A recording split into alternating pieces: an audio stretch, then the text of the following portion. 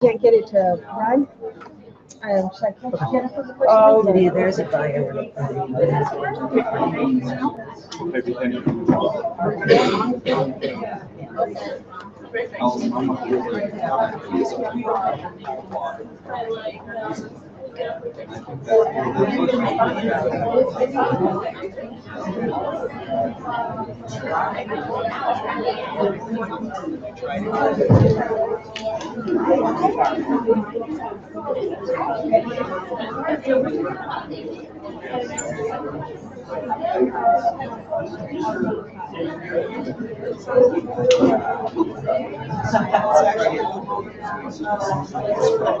I lost so much walk away. I didn't see that coming.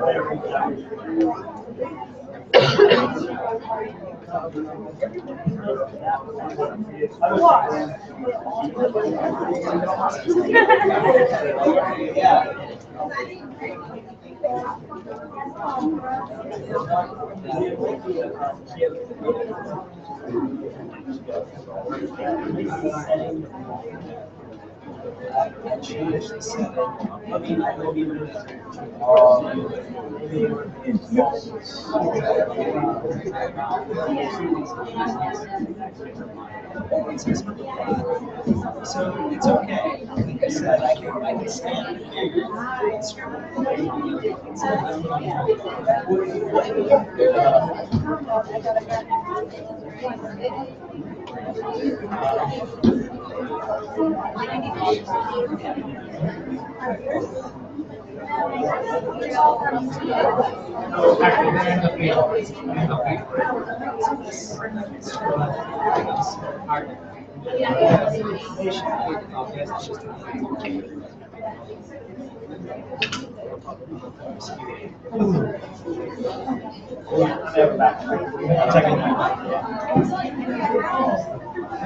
I'm not.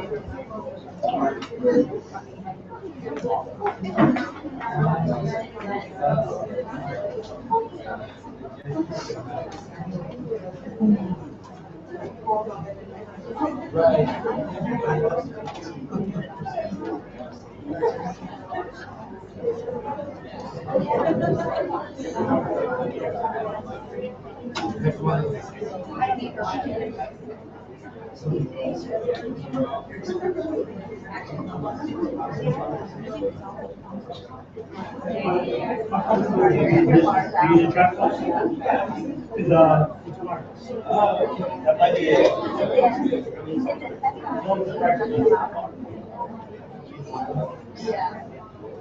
I just use their name on very similar different things. Installed drivers for right now. Take it. Drivers.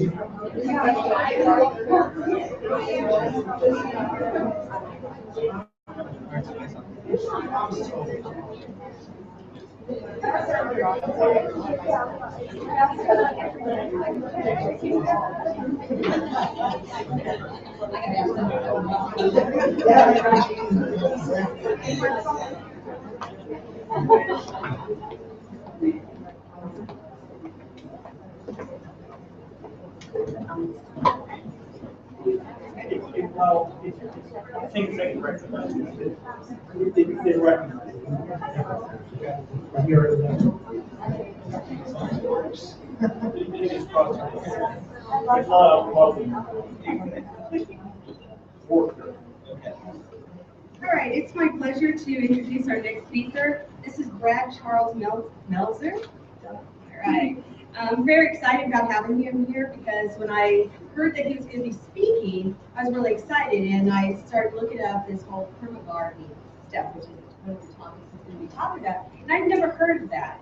And when I started reading about it, I thought, oh, I've been kind of doing that because I put in plants in there and watch them grow and like it, and they have a use value as well with vegetables and things like that.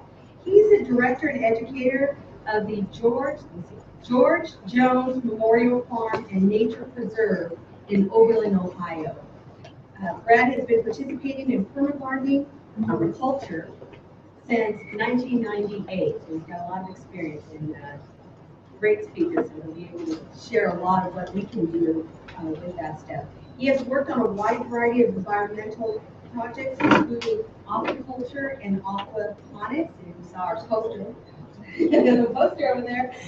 So you had a chance to learn a little bit about that. Biomimicry.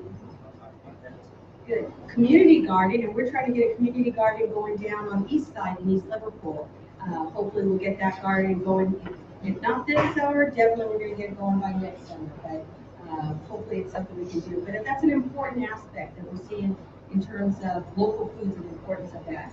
He does compost technology, which is if you're going to do gardening, you should be doing composting as well. It goes hand in hand with each other. Landscaping, tree care, organic agriculture, vacant urban lot remediation, and professional writing. Grad teaches sustainability. You hear this word a lot, sustainability, and that really is that idea of how do we keep things going? How do we make it work? It's one thing to go out and pick up trash one day, but trash happens every day, or something that needs to be done happens all the time. And that word sustainability gets abused a lot when people don't really know what it means. And Grad has worked on making that happen, how to get that in place. So hopefully he'll share some good things that work for us. He teaches biology and my favorite, sociology. I'm a sociologist. So a lot of my students here are sociology students. That's kind of some of the things that he's been teaching. He teaches at Baldwin Wallace University and Oberlin College. I'm sure you've heard of those colleges. Mr. Melzer started his certification process in 1999 and received his certification of permaculture design in April of 2010. So having a good design is really important. So let's pick his brain afterwards and get some good topics going. I'll go ahead and turn it over to him, and thank you so much for coming out here to East Liverpool. We appreciate it.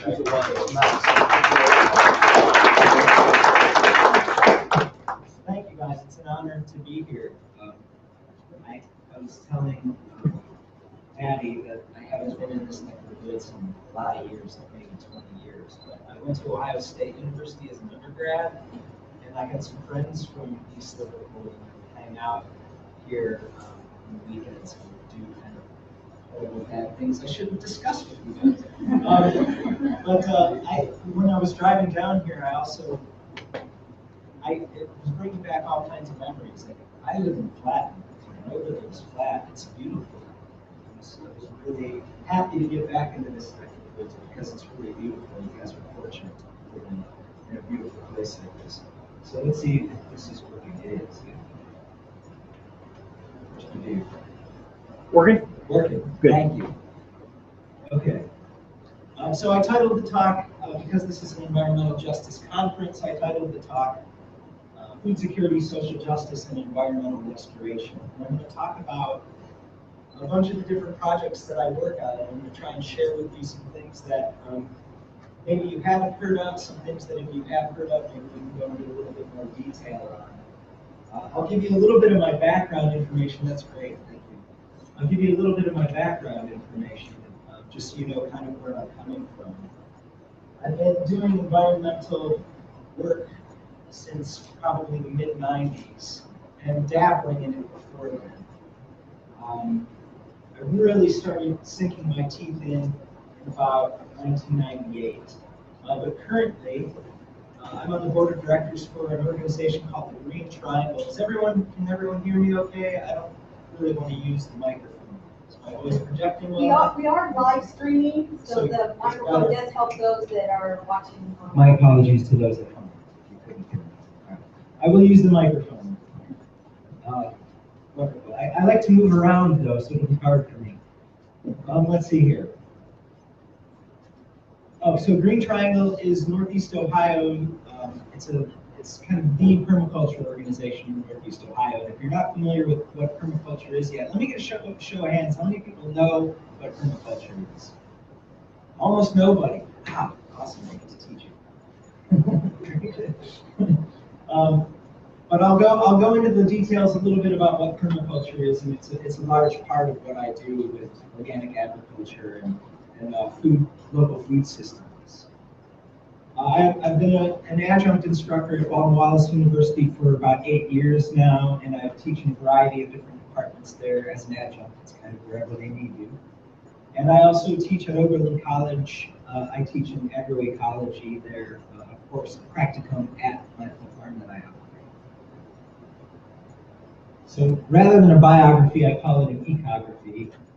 The ecological and environmental work that I do, I'm a certified permaculture designer and instructor, as I mentioned. I work with living machines, or eco machines, which is ecological water treatment systems. And that's really how I started doing environmental work. I started I figured water was the common denominator.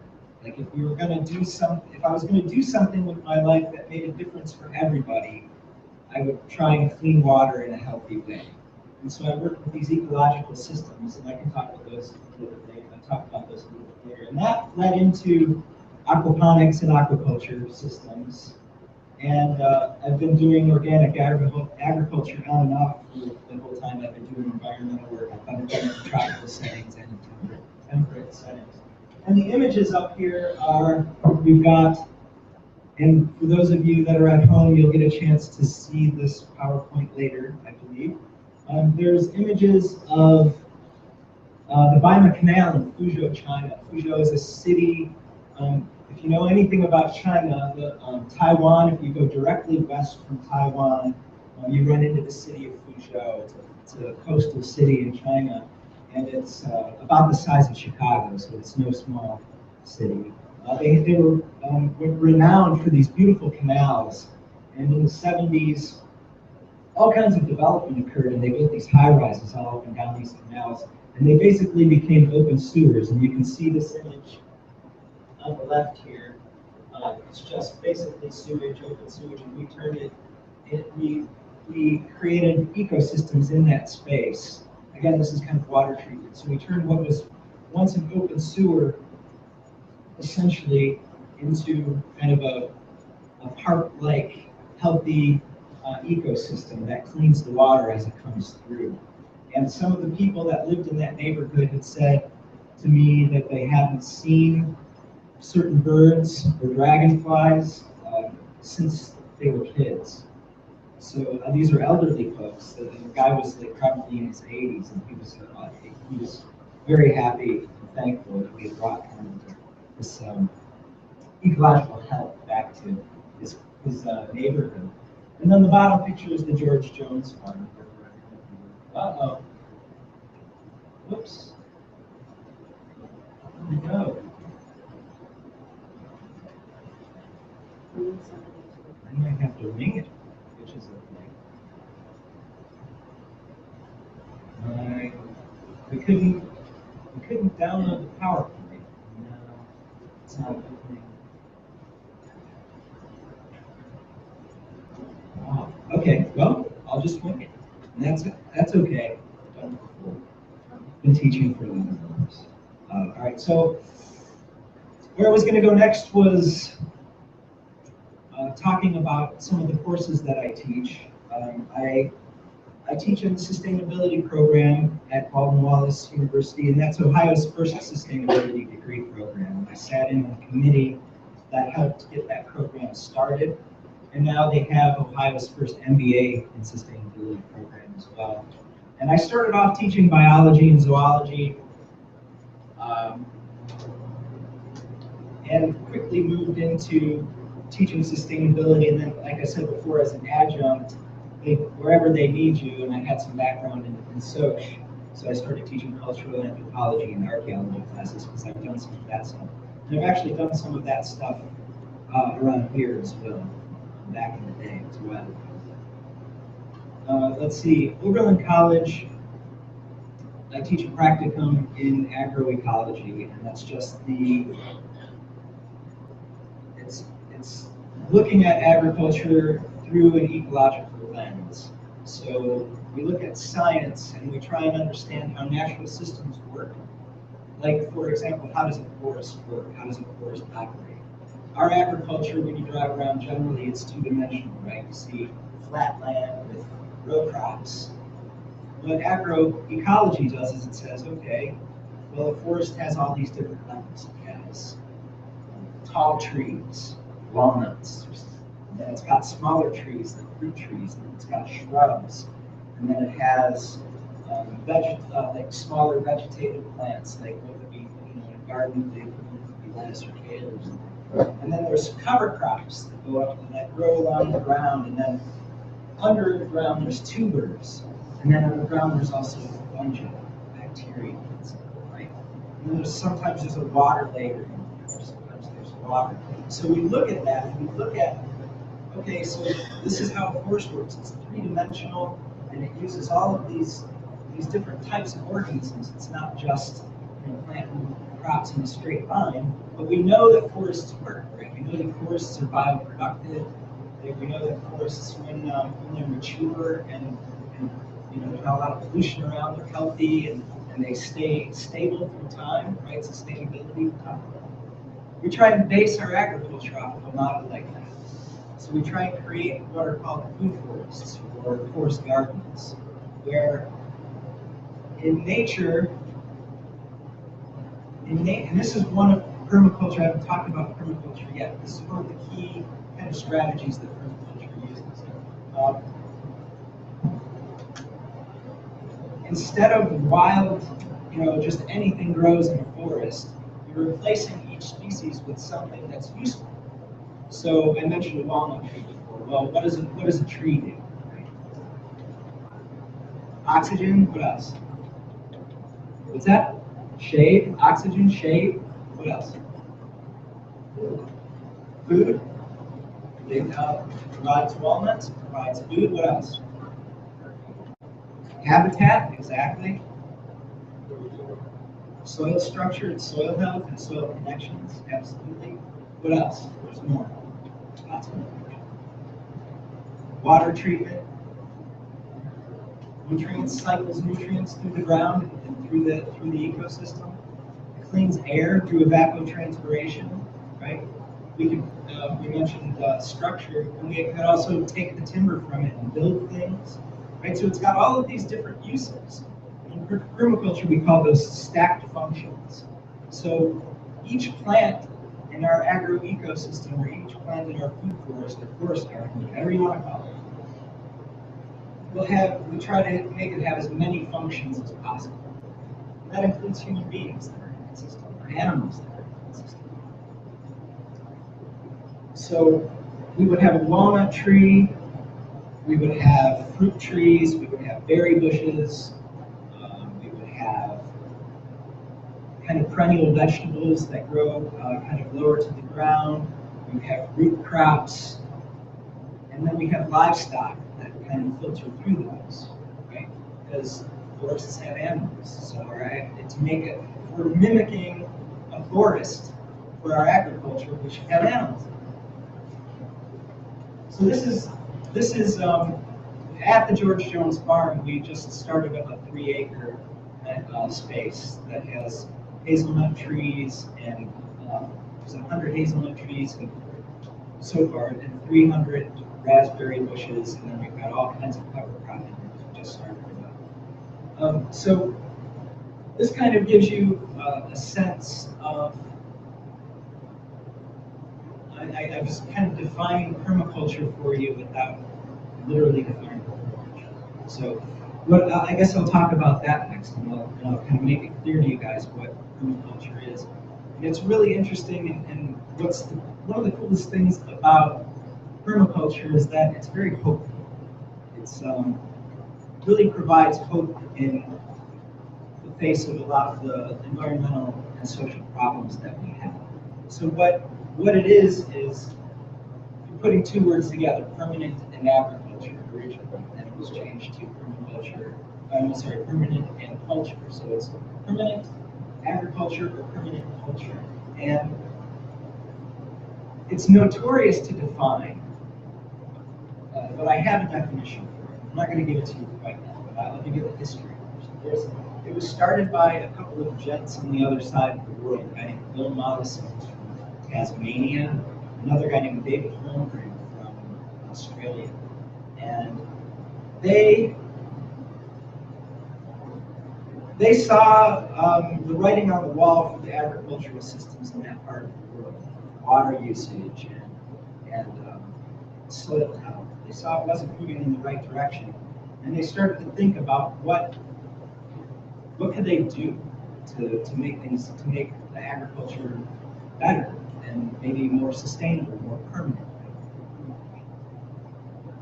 So they started looking around at examples, and right in their backyard were the Australian Aborigines. And here we have a culture that basically has lived in ecological harmony in their environment for 40,000 years. I mean, there's not much evidence of them being there except some art and some structures here and there. So they started thinking to themselves, well, how do these people move around? How do they grow their food?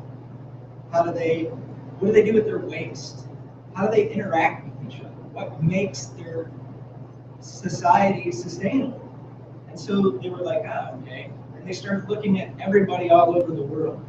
They looked at African cultures, and they looked at traditional Eastern European cultures, and they looked at Native American cultures, and they gathered all this information together, and they created a system. They picked and chose what worked, what was practical, what really works, and they compiled it into a system that's called permaculture.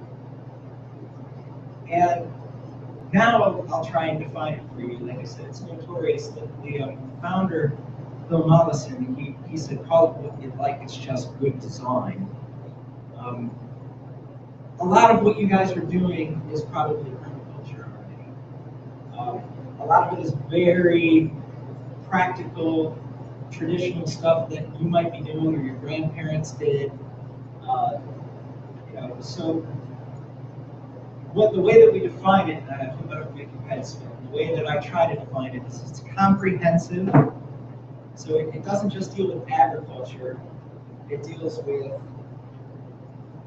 energy, waste, transportation, architecture, kind of the full range of human activities. It covers all things. So it's not just, a lot of times when you hear about permaculture, people will be talking about it in the context of agriculture or landscaping or something, but it includes everything.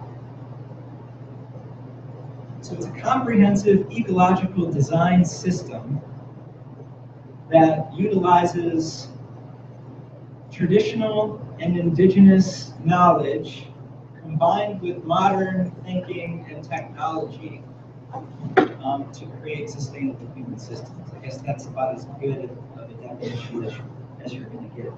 And just like sustainability, its core principles and its core values, when you hear people talk about sustainability, usually what they're referring to is there's this three-legged stool in sustainability called the triple bottom line, which is people, planet, and profits, or there's 100 different ways to say it. And the way that permaculture says it is earth care, people care, and fair share. But it's the same kind of core ethic as the sustainability movement uses. So, examples of what permaculture is doing in the world right now. Some really cool things that are happening. It's a growing global movement. It started probably in the 60s or so. So it's been going for a little while now.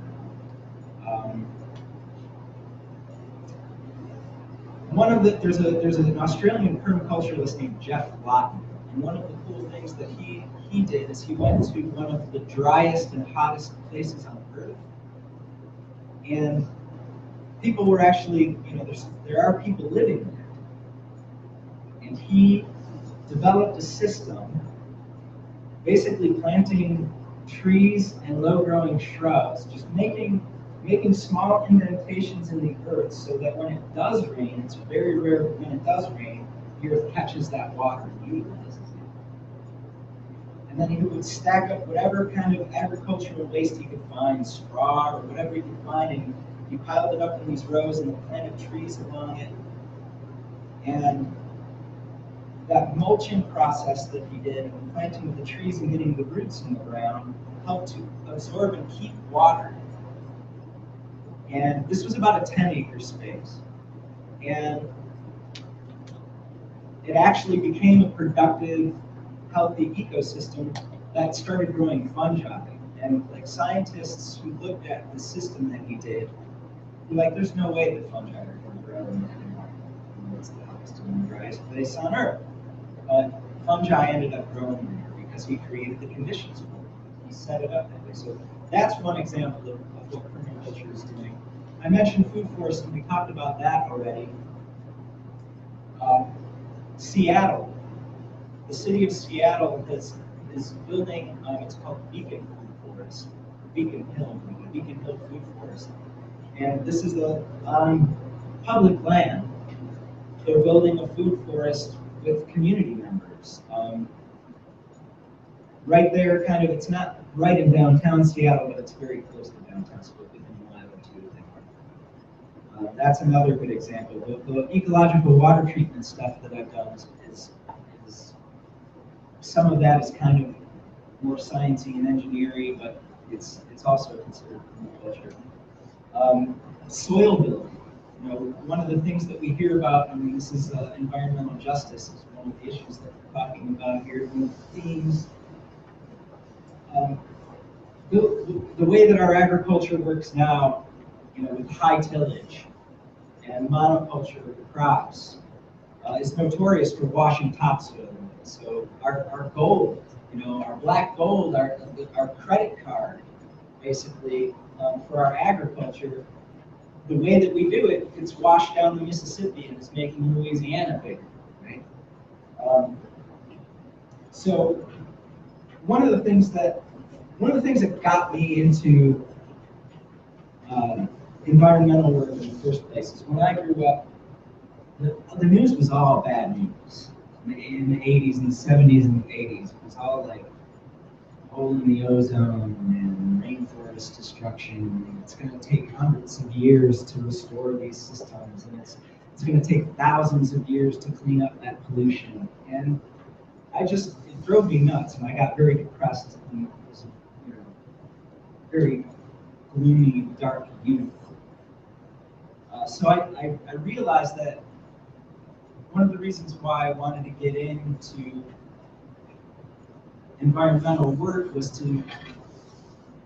because it was necessary, but also to show people that there are other options out there, options that work, options that are real. And I'm still getting to this soil building thing.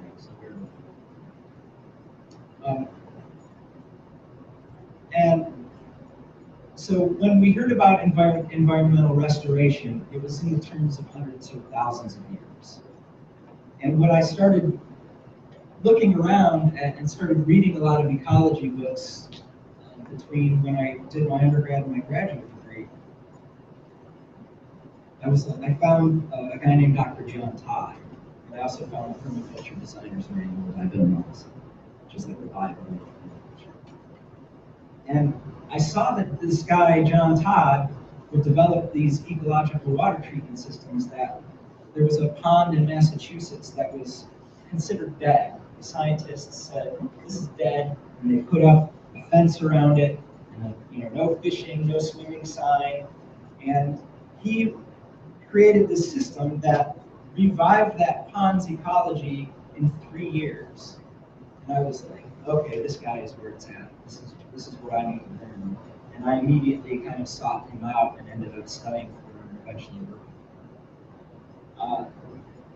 But back to the soil, when you hear about soil loss and how long it takes to generate healthy soils, it's usually, in these long-term, these geological ages. One of the things that permaculture is doing through keyline plowing systems is building topsoil at a tremendously accelerated rate. So we're understanding how nature works, and you basically just give it a push. You give it a little help. You try not to get in the way, which is what we generally do as human beings, is we get in the way of natural systems. We cut it all down and pave over it and put lights on it for 24 hours a day, right? We're kind of crazy as a species. But when this is another thing that's really hopeful about permaculture. It has these techniques that we can reforest spaces because we understand ecological succession. We understand how forests grow. And we can, again, plant species that we know that will help that process along, and we can speed it up. So the reversal of the kind of self-destructive course that we're on as a species is actually very possible if we act as stewards. If we really act as stewards, if we act as healthy interactions with our environments. And so the next thing I want to talk about is along those lines. Let's see.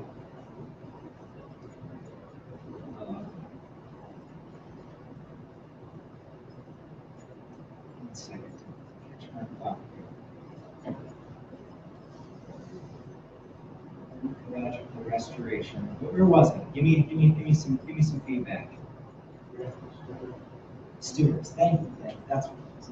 All right. So, what determines the health of any ecosystem? What makes an ecosystem healthy? This is a question to you. Sustainability. Okay. What does that mean?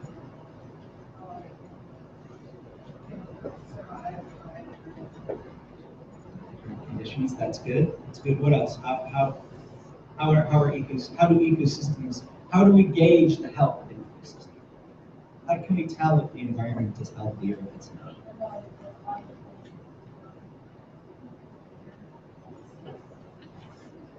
You hit the nail on the head. Biodiversity. Biodiversity is how we measure the health of an ecosystem. And when humans act as stewards, we can actually take pieces of land that aren't very biologically productive, that aren't very ecologically healthy, and we can actually make them very biodiverse and very ecologically healthy. And when we're at our best as a species, that's what we do. So here's a little mind blower for you, hopefully. I mean, maybe if there are any geology majors in here, any geology students. All right, if you're at home, you might be raising up. One handful of good productive soil, right? Just a handful of good productive soil has more organisms in it than all the human beings that have ever existed. It's on the order of trillions in one handful of soil. So that mind-blowing, what are they all doing in there? You know, what are they all doing? They're eating, and they're metabolizing, and they're excreting, and they're forming partnerships, and they're fighting wars, and they're doing all of these things just in a handful of good productive soil. It's that biodiversity that makes it healthy. And when we think about, here's another question for you guys: what are the most biologically productive systems on Earth? Anywhere on Earth. What are the most biologically productive systems? What have the most amount of species? Say it louder. Insects? Bacteria. Okay, these are, there we go. I'm looking for ecosystems. So terrestrially, rainforests have the highest amount of biological productivity, and particularly cloud forests within rainforests. Why? There are humans there. Not as many, and they live in harmony with their ecosystems generally. Moisture and humidity. So we're back to water again. Water and warmth equals huge quantities of life. So also we look at terrestrially, it's rainforests or cloud forests within rainforests. What about in the water? Swamps, wetlands? That's not the main one. What in the ocean? Coral reef systems. So the most biologically productive ecological systems in the world are coral reef systems. And then terrestrially, it's rainforests. So the most species per square meter anywhere on the earth are in the coral reefs. And when we think about it again, we think about the health of our ecosystems. I gotta get back on track here, I'm gonna run out of time. I'm gonna talk about the farm and about local food systems. I was gonna show you a video of this. Okay, so there's very briefly, when we think about a symphony, Beethoven's Fifth. I don't know. My wife's a classical musician. If you want to perform Beethoven's symphony, can you do it if you don't have a string section? No. Can you do it if you don't have the horns? No. You got to have all the players there. So that's why biodiversity is important. That's like the concept of why biodiversity is important and why biodiversity keeps ecosystems healthy. It's because if there's some kind of contaminant there, and the organism that can actually eat it and break it down isn't there, it causes other organisms to die. Right? So let me move on. This is one of my favorite things to talk about.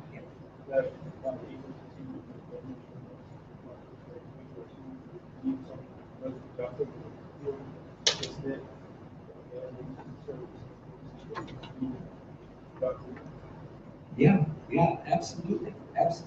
We don't recognize the importance. We don't recognize that biodiversity is important.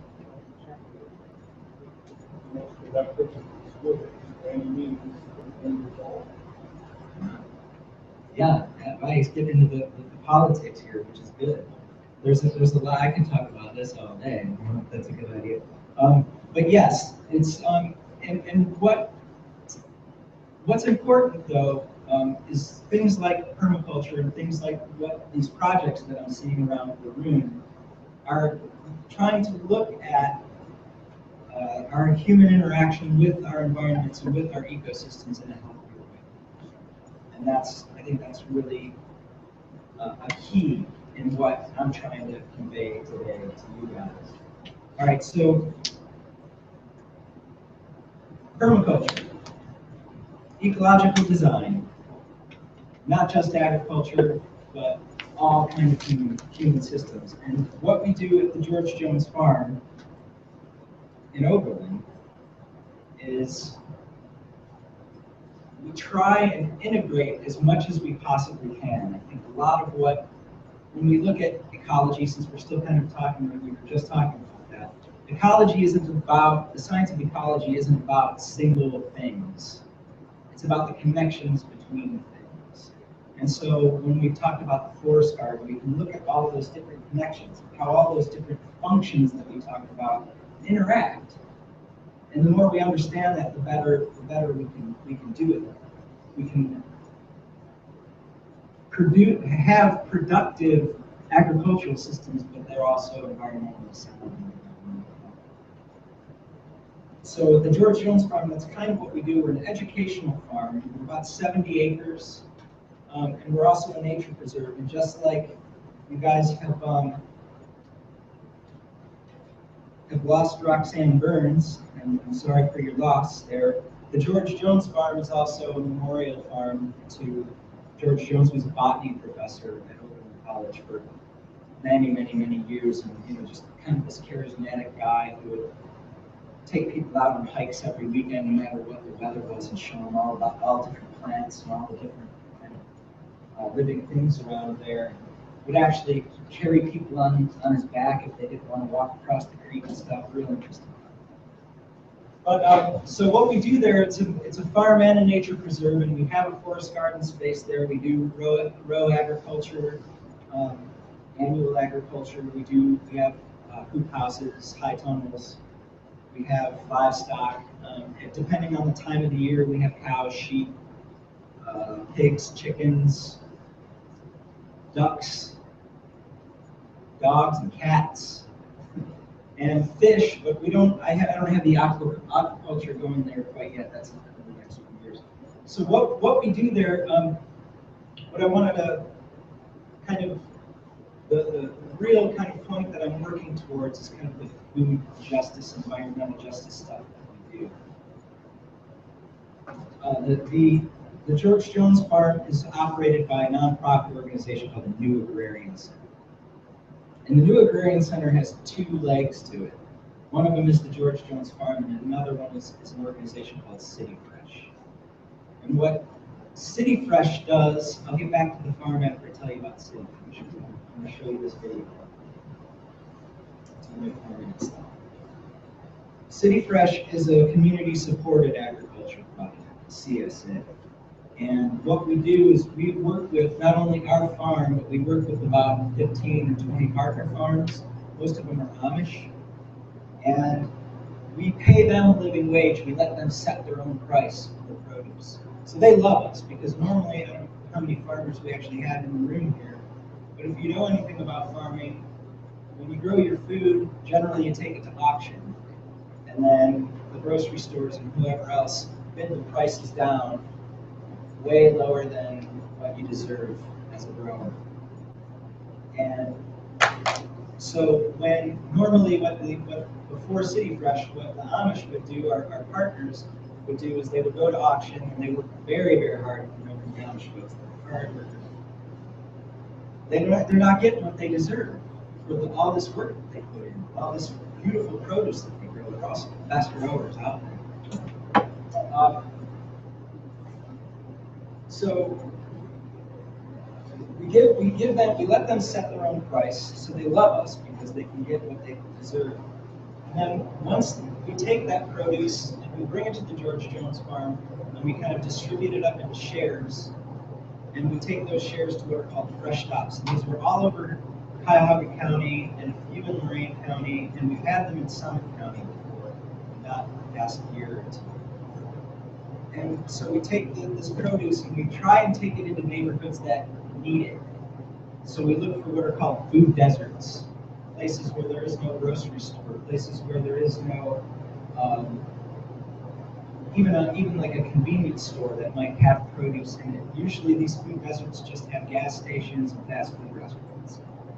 And so the diabetes rate is at a crisis level. And so we're trying to take this, pay the farmers on one end a living wage, and then on the other end, deliver this food to people who need it at a price that they can afford. So we're taking hits on both ends. So we are a nonprofit, and we do run off of grants to some degree. But I want to, rather than me talking about it, our executive director is actually, this is his old town, so he grew up in Salem. His name's Nick Sweet.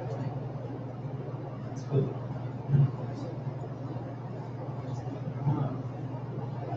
All of this technology.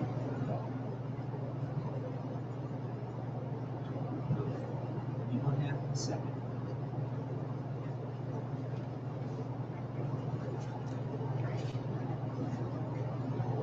Also,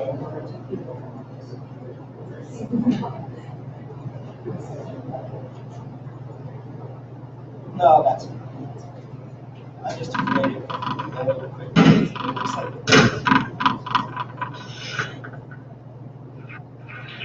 260,000 people in Cuyahoga County, more than 250,000 live in what we call food deserts.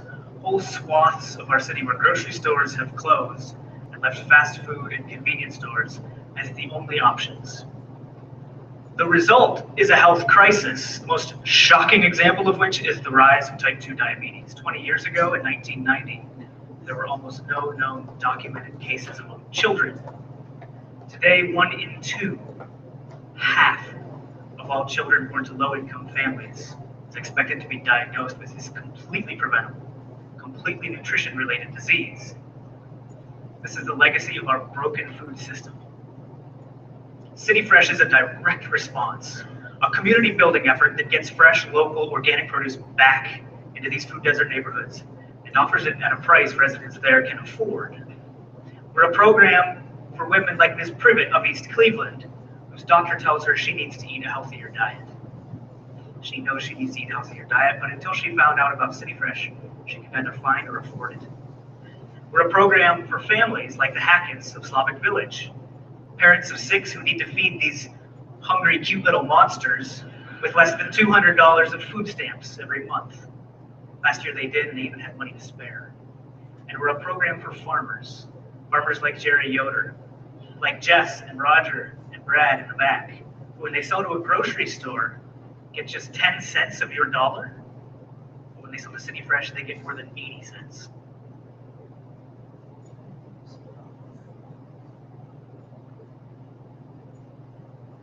We made it almost halfway.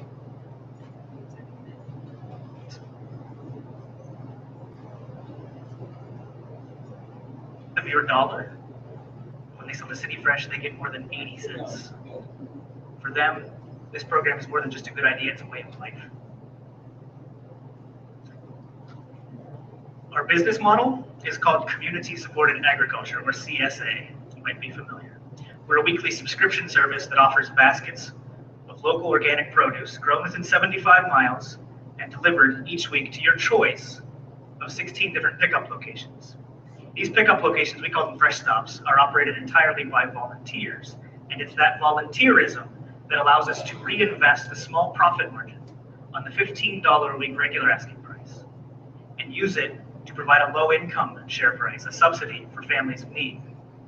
With just 2 staff, 20 farms, 100 volunteers, and a box truck that Roger's been clever enough to convert to run on waste vegetable oil, we've managed to deliver more than 100,000 of these shares in the last 8 years. That's more than 1 million fresh organic meals. We've also seen the rise of more than 30 small for-profit CSA programs, several of which have been launched by our former volunteers.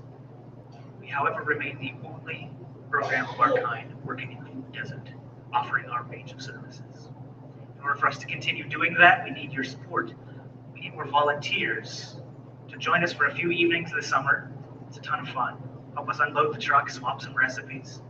We need more shareholders, folks like yourselves who can pay the full price, not only because that helps us subsidize the families who need it, but also because it gives us the opportunity to turn you into our stark raving fans and help us spread the program even further across our region. And finally, I hope you'll vote for us here tonight at Big Bang. A win gives us more than just a vote of confidence for the whole network, but it would provide us the operating funds to offer 1,000 new low-income shares in the coming year. Together, we can bridge the gap between social justice and the local food movement and turn our food desert into a food oasis. Thank you.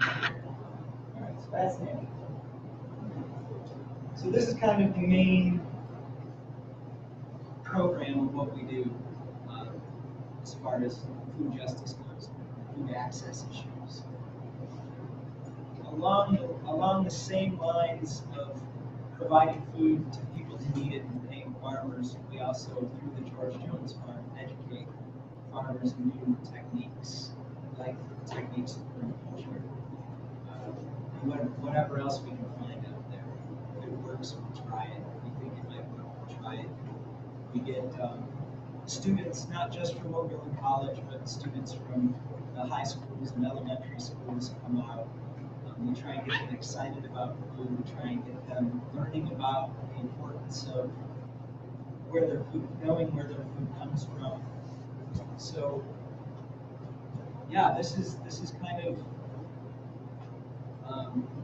an immersion into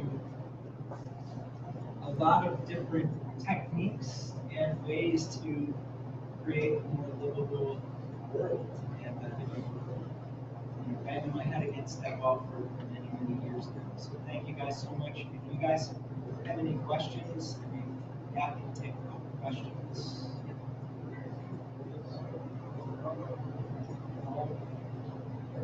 From culture. Remember that we like planting a small forest gardens and Yes. that would help the options, help reduce the water,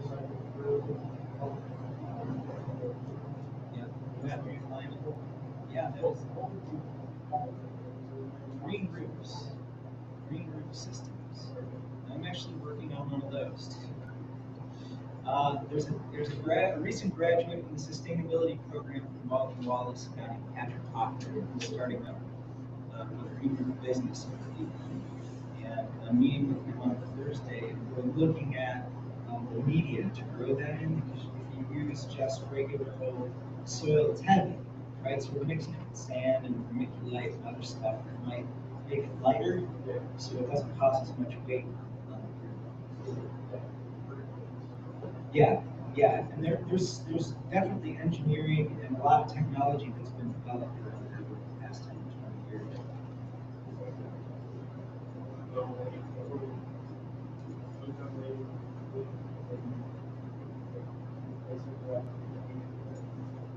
That would help, absolutely.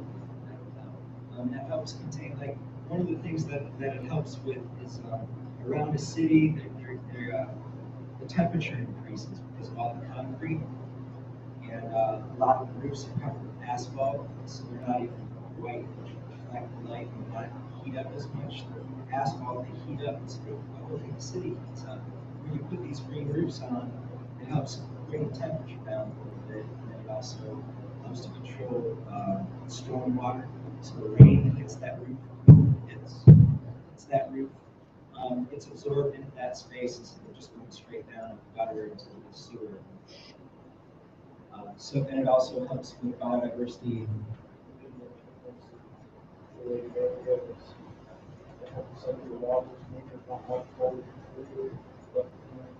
Yeah, absolutely. Yeah, oh sure. And what Pittsburgh is doing, PNC Bank is located there. And they have some kind of super green building that does all that stuff. So that's something to look into. I don't know the name of it. I don't know if it's in there. So I know it's PNC Bank. It's in Pittsburgh. It's supposed to be one of the greenest buildings in the world or in the U.S. Any other questions or comments? Yeah. You said you're helping farmers also. How do you save the farmers from losing their land? By that technology, are you that grant the loans? Get paid for stuff, or how do you help the farmers? I should hit you with an easy question. And that's one of the toughest questions out there. That's all private farmland. Up until we got tore down and It's all too common, and one of the most difficult parts, I'm glad you asked that question, thank you, because one of the hardest parts about transitioning from the conventional agriculture that we do today to the perennial polycultures that permaculture does is that those polycultures take time. You put a lot of energy in the first 3 to 5 years, and then the 6th and 7th year it becomes less energy input and more harvesting. But most farmers are already hurting financially, so and they have to farm every last bit of land that they have to stay above water. How do you say, well, you need to convert this part of your property to start growing hazelnut trees? So that's one of the toughest questions that we're struggling with right now in permaculture and in organic agriculture and sustainable agricultural practices. So I'm glad that you asked that question. I don't have a good answer for it. We do help as an organization. We do, besides just trying to pay farmers a living wage, we do try to help get them resources that they need or access to those grants or that information. So yes, we do some of that, but there's not nearly enough of that happening, and that's one of the biggest challenges that we face. like cities that are taking the land space over the last couple they are revitalizing homes. So if you're building new development, how people are going to use homes space and helping that those that have knocking down No, it's more, well, that depends, I guess. What's happened a lot in Cuyahoga County, which is relatively urban, right? It's not very rural anymore.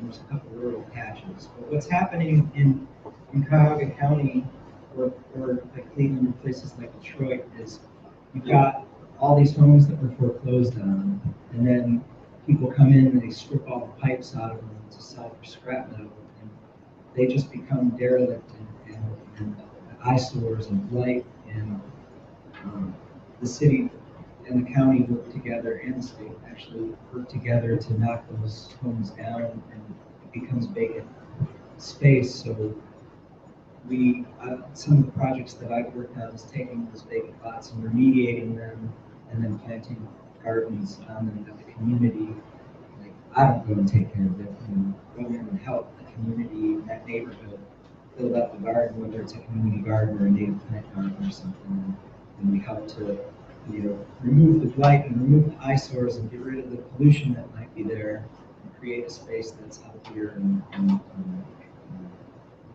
prettier. So, that's part of it. And another thing is we try not to build from scratch in permaculture. We try to reuse as much as we can. That's the standard thing that you've heard a million times: reduce, reuse, and recycle. Right? So, yeah. Is that good? Good enough anyway? We can talk more about it later. Any other questions or comments? Yeah. Do you get much support from politics in this? Like, I know there's not a lot of money in it right now. It tends to go to the big farming operations. But not only that, but do you have tips for getting, like, looking for candidates to vote for who will support the smaller farming? Wow. Another easy question. I guess the easiest way for me to answer that is I don't really vote for two parties myself. I try and find alternative candidates, and there are usually some of them out there.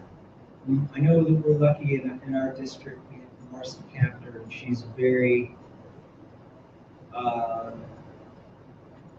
amenable to small farmers and medium-sized farmers, and she's willing to help us.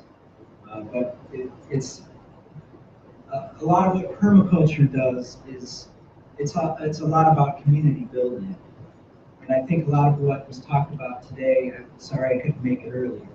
I actually had to work on the farm. From what I saw, a lot of what the speakers were talking about before was community building, projects that promote community building. So if there isn't a candidate out there, work with your community and just do the work at that level. And maybe someone will pick up one of the people from a community development corporation around will see what you're doing and support you. And then that usually community development corporations are recognized by politicians. And so you kind of have to work the system, but you have to work it from the ground up, and you have to do the best that you can with your community. Start where you are. And that's the best answer I have. I mean, it's not like, we just found out Michelle Obama is coming to Oberlin to speak at the commencement. And we're going to try, because she supports like food and obesity issues and stuff, we're going to try and get her to come to the farm. I don't know. Reaching someone on that level is not the usual for us. We're hoping that'll happen just so we can spread the word and get her to help our cause, because it's something that we deeply believe in and we're passionate about the fields and so. But we don't like to rely on these people. So do the best you can. Anything else? Anybody? I'm wondering about your clients. Yeah. I was lucky enough to be able to go to the USDA conference in Milwaukee years ago, and then go to Bill Allen's farm. Oh, cool. And be able to conference. But they have a wonderful aquaponics setup, and I'm wondering if you're thinking about some of them that, or if you're thinking more about the conditions of crop foods. They had farm fish in tanks. The water was filled with food plants and back into the tank. Yeah. And it was wonderful setup. Yeah, absolutely. Will Allen and Growing Power is the name of his organization in Milwaukee. That's cool that you went there. He's an ex-NBA player who just got sick of his neighborhood being shithole. And he decided to, like I was just saying to you, he decided to kind of take matters into his own hands and work with his neighborhood and work with his community. And he started up this composting system and this aquaponic system, which they grow tilapia, which are freshwater, a tropical freshwater fish. So they grow this fish, and the fish poop actually gets broken down by bacteria and becomes food for plants. I mean, it's mostly ammonia, right? Just like our own waste. It's mostly ammonia, which is nitrogen, right? Nitrates and nitrites. Nitrates are one of the main plant nutrients. So it recycles the water, and it takes this waste from the fish and turns it into plant food, and the plants pick it up, and they clean the water back from the fish again. And then you get fish as a crop, and you get plants as a crop. And what Will Allen did was really cool. If you guys are interested in that and you want to take a trip up to the east side of Cleveland, there's an organization called Ridolf, and they're doing that. They're using the Will Allen model, and they're actually doing it there. It's a really cool place. They've got all kinds of interesting stuff there. There's aquaponic systems, but they also have like a teepee and these really massive tree house thing and stuff. But aquaponics is something that I've worked on aquaponics projects before, and I'm not doing one right now at the farm. But the reason why is I've got 6 research ponds on my space, and they're quarter-acre ponds in a series, and I want to be able to eventually use those to do aquaculture, and it's going to take some funding and but yeah, that is definitely a good model. And one other thing I'll say about aquaponics that's really cool. I'll give you guys a little bit more information on the future of agriculture. Where organic agriculture is right now is it's all about building soil. It's all about feeding microbes in the soil.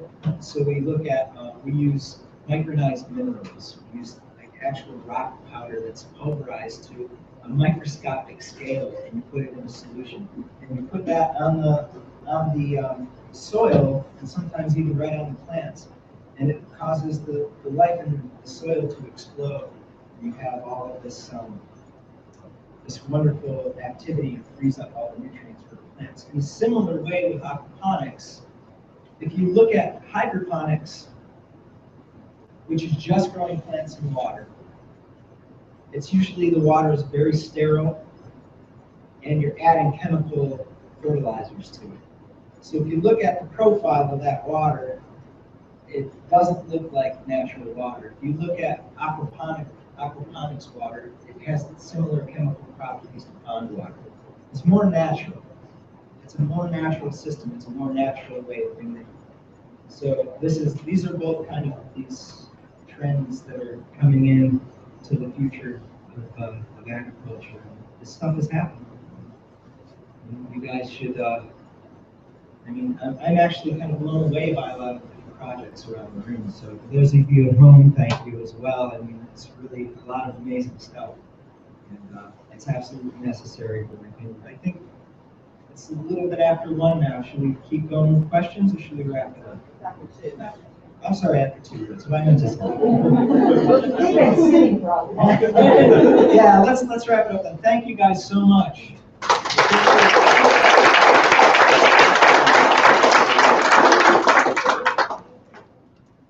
you. Let's let you move a bit, and let's get a picture with him too, okay? Want to do that? Make a group picture. Let's everybody come up. United, gather around, okay?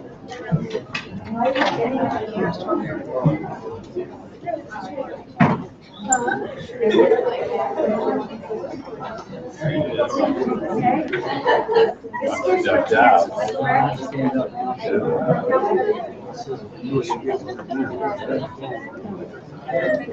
I heard my points, right?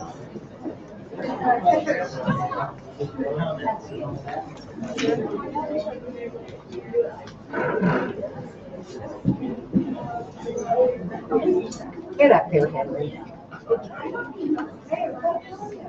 Come Hi, Sean. I'm on a technical glitch here. The gremlins have gotten me. Well, camera died, now I got the phone. Move in so that, and get heads through places so that you're not right behind somebody who's 10 feet taller than you are. I'm only gonna be able to take about half of what you have now. All right? So let's move in. Move this way, okay?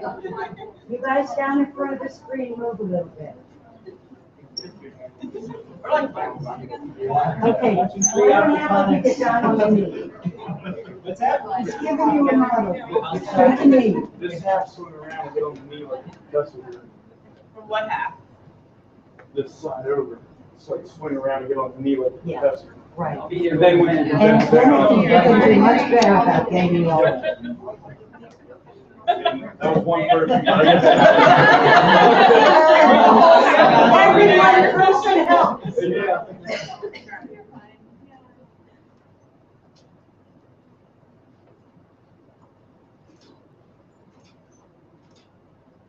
Okay. Right. Thank you very much.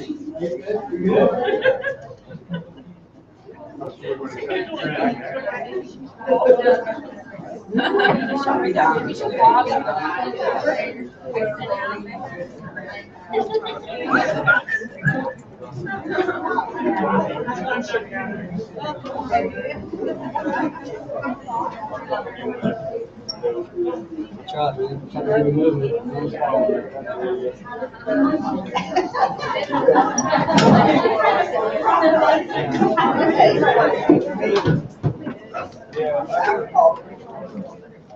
No, I say agriculture.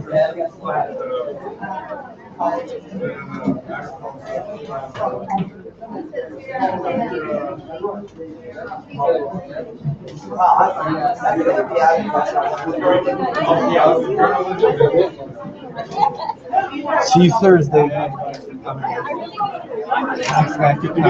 Do we have to sign up?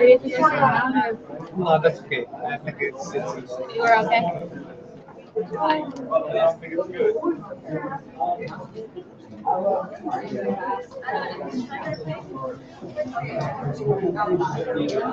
Okay, we're gonna do the awards now. If you wanna come in and sit down. I got your back. I don't need that microphone. Well, we might not need it, but the streaming needs it. Otherwise. Are we good streaming? All right, I'm gonna go ahead and I'll start the awards with the social science papers and the videos, and then I'll turn it over to Dr. Schwartz for the humanities and personal essays. With the social science, there were a large number of essays, so it's very competitive. So you guys all did a really great job on the papers. You should be proud of what you did. We have in first place, Alyssa Jones. Yay! So I'm going to ask you to come and stand right over here. And yeah, right over here. Before you leave, there is a prize with this, so you have to sign a form before you go. Okay, so all the forms. So if you got a prize, you have to hang on. Cage McKay.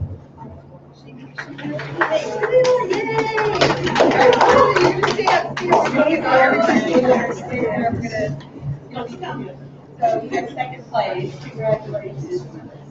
Yeah, stand right up there.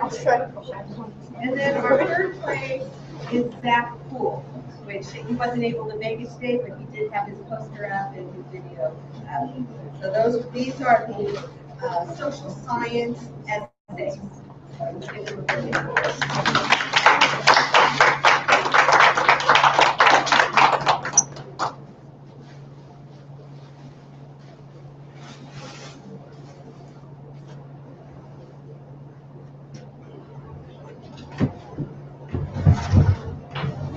you.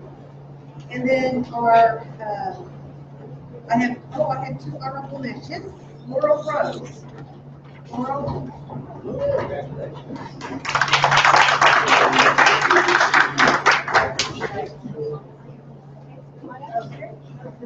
And the other one is made in Smart. Smart Made. Was here earlier? Yes, I believe. Okay, she had to leave.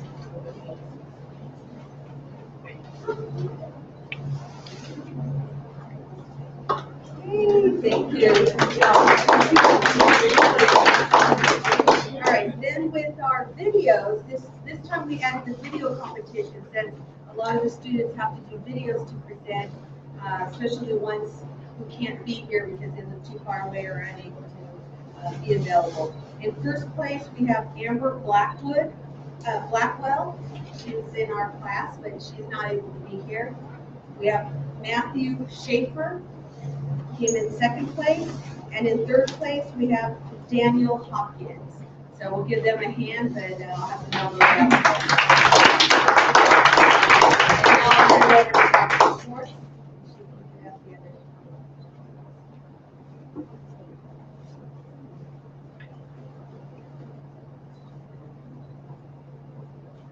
I've kind of gotten to the point these days where I teach from my refinery home, so that my feet are up, so that I can keep watching all day and all night, which is rather nice. A number of the people who are earning essays are in my online classes, The academic essays for the humanities go to Rachel Smethers. She's here. Catherine Lane, and Lindsay Busniak.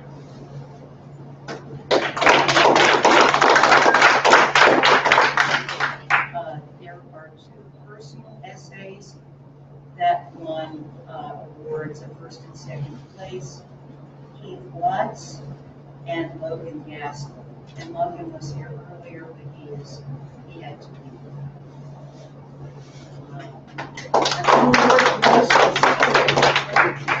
So, our judge decided on 3 places and 2 honorable mentions. Adrian Parrish for her poster tracking. Sherry Gissam for Oceans, our unsung hero.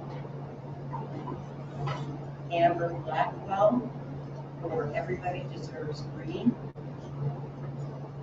Heather Murray for Pollution and the Ohio River. And when you speak about dead water, at one point the Ohio River was declared dead. So, you need to think about that and remember that.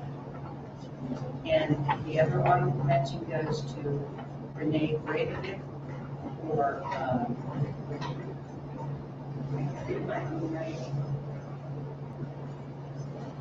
something City Tower.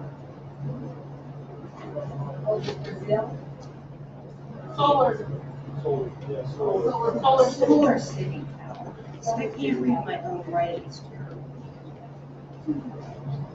Okay. I want to thank all of you who were here today, who did papers, who did posters, who did presentations. And this is the first year that we have not had Dr. Burns at this conference. It's been a really hard day for me. I said we went to the USDA. I went with her to that conference to look at not only options for small farmers, but also for growing health. And it just seemed impossible that she would not manage. We are huge dedications for this conference. Thank you very much for participating, submitting essays, presentations, posters. It's been a wonderful conference, and I thank you very much.